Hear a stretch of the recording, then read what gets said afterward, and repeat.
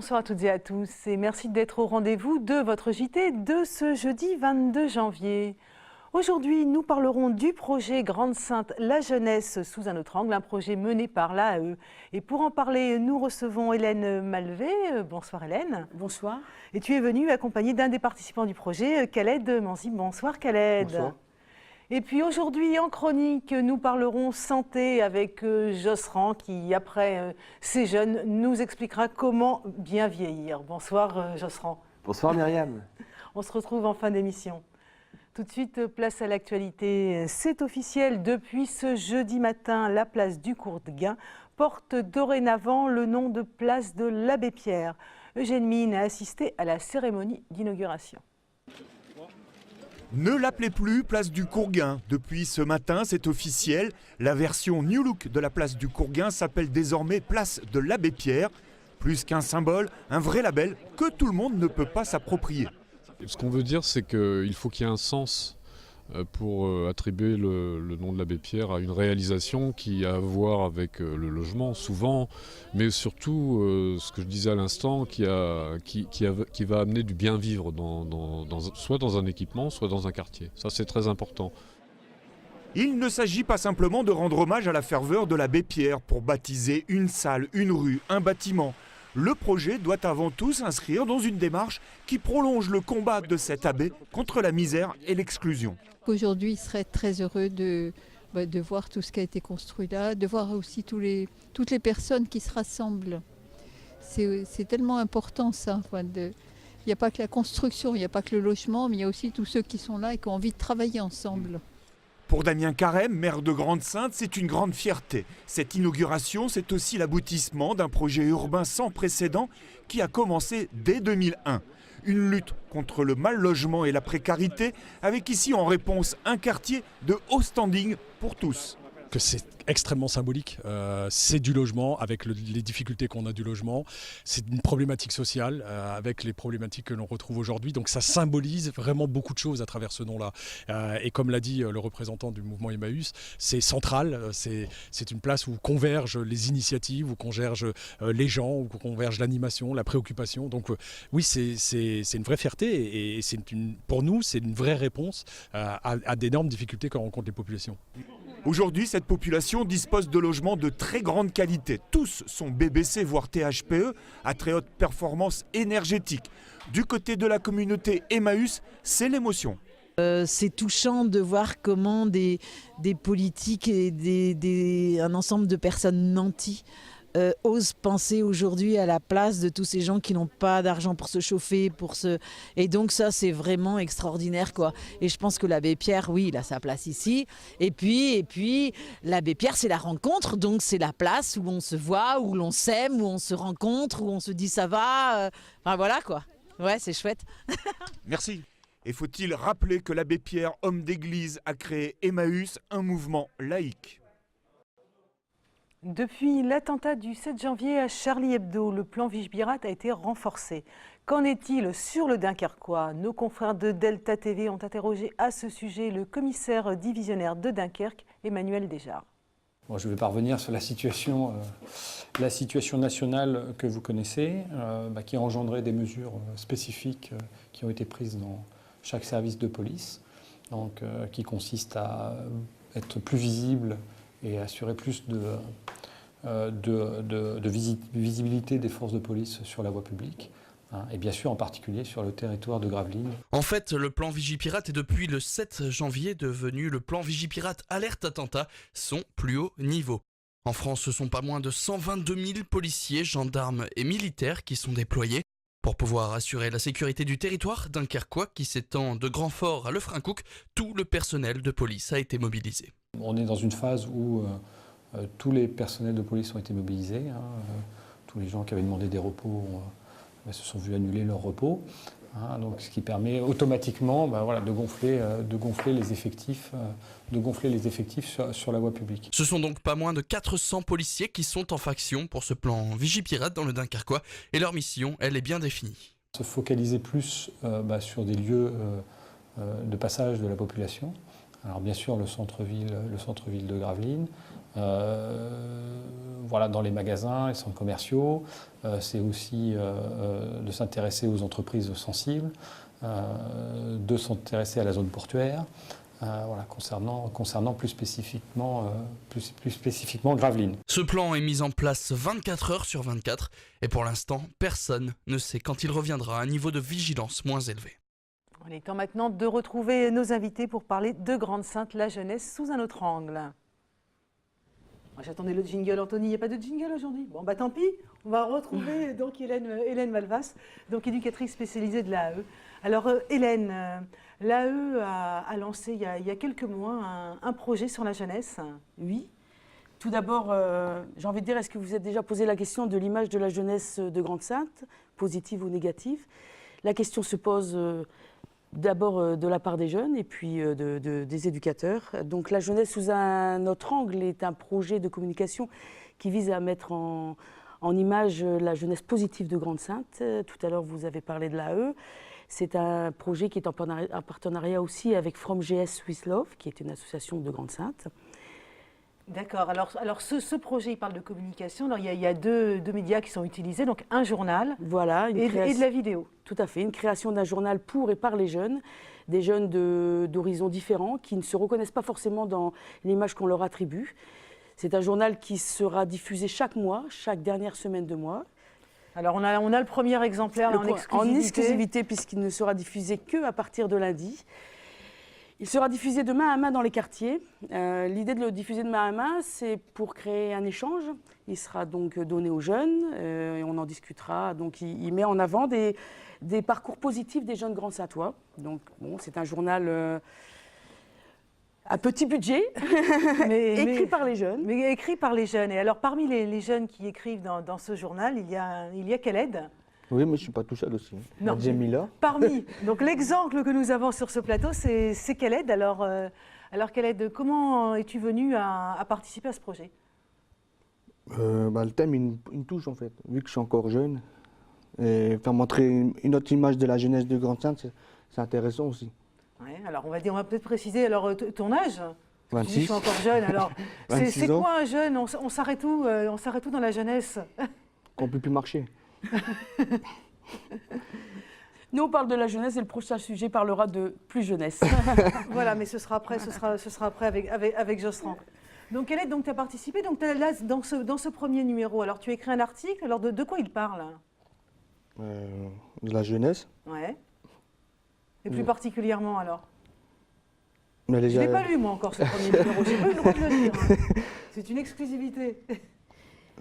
Oui, alors vas-y Hélène. Il met en avant des expériences positives des jeunes de Grande-Synthe. Alors il y a un édito qui sera écrit à chaque numéro par Hakim, qui est l'auteur de une histoire de quartier. Voilà, pardon. Il met en avant aussi le parcours d'un jeune de Grande-Synthe. Oui. Il faudra lire le journal pour pouvoir en savoir plus. Et des collégiens aussi qui ont un objectif de chef d'entreprise. D'accord, donc les jeunes, ils rédigent, il y a la mise en page aussi qui est faite. Il y a la mise en page, il y a les interviews, maison. Voilà, il y a les interviews, l'écriture, la mise en page, l'idée des articles, tout est fait avec les jeunes. D'accord. Alors ça, c'est pour la partie journal. Alors il y a aussi un autre volet, la partie vidéo. Le deuxième volet, oui, donc c'est une vidéo du style micro-trottoir qui met en avant la parole des habitants. Donc sur le sujet du mois de janvier, nous avons parlé de l'avenir de la jeunesse. Donc on est allé au contact des jeunes et des moins jeunes. Voilà, là on voit quelques images effectivement, donc on voit un peu la présentation. Vous allez dans les quartiers, vous interviewez tout le monde, vous y passez des heures et des heures. Voilà, sur le mois de janvier, on y a passé une dizaine d'heures avec Khaled et Djemila. Oui. Voilà, donc l'AE et From GS Swiss Love, c'est important. Donc l'avenir de la jeunesse, c'est une question qui est compliquée, en tout cas qui est compliquée pour les habitants de répondre. D'accord, alors c'est compliqué, mais alors justement, on va passer un petit extrait de ce micro-trottoir qui dure à peu près 4 minutes et qu'on peut retrouver sur votre Facebook. Voilà, la page GS en majuscule, virgule, la jeunesse sous un autre angle. Donc aujourd'hui, on est quand même plus ou moins fiers puisque la vidéo a été vue en 5 jours à 2500 vues. c'est pas mal. C'est pas mal du tout. Il est important quand même de dire que il y a la vidéo, c'est les interviews en micro-trottoir, mais c'est aussi le montage. Je vais rien vous apprendre, vous à la STV. Le montage est fait avec Afsa, une jeune de From GS Swiss Love, son matériel et ses compétences. Parce que nous, on n'a pas les compétences du montage vidéo, donc voilà. Bah, écoutez, moi, ce que je vous propose, c'est de regarder un petit extrait de ce micro-trottoir. On regarde ça tout de suite. J'habite à JS, ça fait 23 ans. J'ai 18 ans, j'ai jamais travaillé. Depuis que j'ai 18 ans, j'ai jamais travaillé. Tout ce que je veux, c'est un contrat d'avenir, comme ça mes parents ils sont fiers de moi. Depuis que je suis né, ils m'assument, j'ai jamais assumé la maison. C'est pas normal que j'habite Grande-Sainte autant d'années et je travaille pas, tout simplement. Bah là, la première chose que je dirais, que la crise, ils sont mal barrés, quoi. C'est tout, voilà. Il faut qu'ils aient beaucoup d'imagination pour construire une nouvelle société. Parce que notre société, elle est à la fin. Et qu'il y a tout à repenser, tout à réorganiser. Et il faut se prendre en main. L'avenir de la jeunesse, ils feront leur avenir eux-mêmes, de toute manière. Et moi, j'y crois. Moi, je pense que les jeunes, maintenant, ils ont la niaque. Donc, j'ai confiance. L'avenir des jeunes va très mal, déjà par rapport au boulot. Parce que sur Grande-Sainte, déjà, il n'y a pas de boulot. Donc, rien que... La galère pour le travail. Très difficile, parce qu'on a déjà du mal à avoir du boulot pour les personnes de 30 à 50 ans. Donc l'avenir des jeunes, s'ils veulent avoir un travail et s'ils en veulent vraiment beaucoup, ils doivent déménager, ils doivent partir, ils doivent se séparer de leur famille. Et ça, c'est très difficile pour eux. Je pense que les jeunes ont un manque de confiance envers les adultes. Les adultes ne leur font pas confiance. Donc ils ont une perte de confiance en eux et ils n'osent pas avancer. Ils n'osent pas. Alors c'est pas tout rose dans ce micro-trottoir. C'est pas toujours simple, le micro-trottoir. Les gens veulent bien répondre à la question. Ils veulent bien y répondre, mais pas forcément face caméra. Voilà le problème. Donc j'invite les habitants de Grande-Sainte à oser parler face caméra, à oser nous dire leur ressenti. Et après, à pouvoir témoigner. Alors, donc, quand tu étais donc toi, tu étais filmé, posé les questions. Comment ça s'est passé alors sur le terrain, la rencontre avec les jeunes et les moins jeunes? Très bien, on est bien accueillis sur les quartiers. Le seul problème, c'est comme Hélène a dit, et des fois, ils ne veulent pas répondre face caméra, mais hors caméra. Bah, c'est pas évident, c'est vrai que c'est pas évident, la caméra, on en sait quelque chose, nous aussi. Et puis c'est des sujets qui sont un peu sensibles aussi. L'avenir de la jeunesse, on ne veut pas non plus se mettre en avant sur des aspects positifs, négatifs, pardon. Donc il y a les deux, il y a du positif, il y a du négatif, même pour vous, il n'y a pas de censure, il faut parler de tout. Non, autant le journal, il apportera un aspect positif de la jeunesse de Grande-Sainte, tandis que sur le micro-trottoir, on ne fait pas de censure. Toutes les paroles des habitants sont bonnes à prendre. D'accord. Voilà, alors... Je vais quand même faire un petit rappel. Sur le site, tous les 15 du mois, la vidéo sera donc mise en ligne. Et par rapport au journal, il sera diffusé chaque dernière semaine du mois dans tous les quartiers. D'accord, donc directement par les jeunes qui vont aller à la rencontre des habitants. Bon, voilà. On reviendra, on va vous suivre et puis on retrouvera l'opération à travers des reportages. Merci. Eh bien, vous êtes jeunes tous les deux, mais bientôt, vous allez vieillir comme tout le monde, n'est-ce pas, Josserand? Oui, je pense, comme tout le monde, absolument. Alors, on va partir à l'autre bout de la vie, parce que la vie a un commencement et puis elle a une fin. C'est comme ça que ça fonctionne. Alors, j'étais évidemment tout à fait sensible à ce que vous faites. C'est vraiment extraordinaire. Vous parlez beaucoup d'espoir. Mais il se trouve qu'à partir de la vie, à un moment donné où on arrive entre 60, 65 ans, on n'est plus en activité professionnelle, eh bien, on va arriver à une nouvelle étape de sa vie. Si, je t'écoute. Bien vieillir. Comment bien vieillir? On va bien vieillir. Alors raconte-nous tout. On va essayer de le faire en 3 séquences différentes. Oui. La première séquence que je vous propose d'illustrer, c'est une séquence qui va s'appeler Plaisir et liberté. 3 items, 3 conseils à retenir. Premier conseil, pour les personnes qui sont à la retraite, 60, 65 ans, eh bien, c'est de se nourrir l'esprit. Souvent, les personnes ont tendance à se replier sur elles-mêmes. Or, se nourrir l'esprit, c'est capital. Stimuler la lecture, des jeux, aller à des expositions, aller voir ce qui se passe dans les lieux culturels. Ça, c'est vraiment l'idée de se dynamiser, de stimuler l'esprit. Deuxième. C'est pas parce qu'on vieillit qu'il faut arrêter tout, quoi. Non, surtout pas, Hein? surtout pas. D'autant que, pour vous donner un exemple, en 1800, on vivait jusqu'à 35 ans. Aujourd'hui, la moyenne d'âge en France pour les femmes, c'est 85 ans et pour les hommes, 79,8. Allez, on va dire 80. Donc forcément, on va vivre beaucoup plus longtemps. On a encore 20 années de vie à vivre après sa retraite. Donc il faut bien les aménager, il faut bien les structurer, il faut les penser pour qu'elles soient les meilleures possibles. Tout à fait. Alors, Deuxième item, idée, alors. très important, être bien dans son corps. Et là, évidemment, même à la retraite, il faut penser à faire un peu de sport. Alors, quand on dit du sport, c'est à son rythme. On ne va pas commencer à courir des marathons sans fin. C'est par exemple tenter d'être le plus possible dans la marche, d'être le plus possible, par exemple, le vélo aussi. On peut tout à fait faire du vélo sans difficulté. Il y a de plus en plus de voies cyclables. Alors, il faut en profiter le plus possible. Et donc, là, encore une fois, essayer de se mettre en activité physique le plus rythmé possible. Ça peut être juste marcher si on ne veut pas faire un sport particulier. Bien sûr. Ça peut être simplement prendre la marche plutôt que la voiture. Extrêmement important. Ah, ça marche à tous les âges. Ah, ça marche à tous les âges. Quoi qu'il arrive, ça marche à tous les âges. Autre point aussi, c'est rester en contact. Rester en contact avec du lien social. Rester en contact avec des amis. On sait qu'il y a des possibilités au travers d'associations pour pouvoir reprendre une activité, je dirais presque normale. Peut-être aussi parfois certains veulent continuer à être utiles pour les autres, s'ils sont altruistes et être au contact de la société tout simplement. Je pensais à ce que vous faites, hein, et notamment on voit aussi de plus en plus d'ateliers intergénérationnels où des personnes plus âgées que vous travaillent avec des jeunes pour aussi essayer de créer du lien, essayer de créer du partage, essayer de créer des envies communes. Et ça, je pense que c'est extrêmement aussi important d'essayer de veiller à ce genre de choses. D'autres conseils? Deuxième grand volet, Myriam. Deuxième grand volet, les aspirations et la participation. Là-dessus, on va retrouver notamment le fait de peut-être essayer de penser un peu à soi. C'est-à-dire que on a parfois des petits-enfants, on a des familles, mais il faut aussi prendre le temps de s'écouter soi-même. Et ça, c'est extrêmement important, le temps de prendre le son rythme. Faut être égoïste, quoi. Pas être égoïste, mais personnes âgées, on ne peut plus être sur une vie telle qu'on peut l'avoir à 30 ou 40 ans. C'est-à-dire être dans le rush tout le temps. Il faut prendre le temps de s'écouter aussi un petit peu et de prendre du temps pour soi. Partager pour essayer de s'épanouir.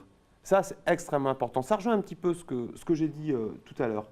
Mais ça veut dire qu'aussi qu'il y a des sensualités amoureuses aussi pour les personnes âgées. Et on le sait aussi que c'est aussi des âges où parfois, maintenant, la société évoluant, on refait des rencontres. Rien n'est jamais perdu, Myriam. Et on refait des rencontres et à tout âge. Donc c'est vrai aussi pour les personnes âgées.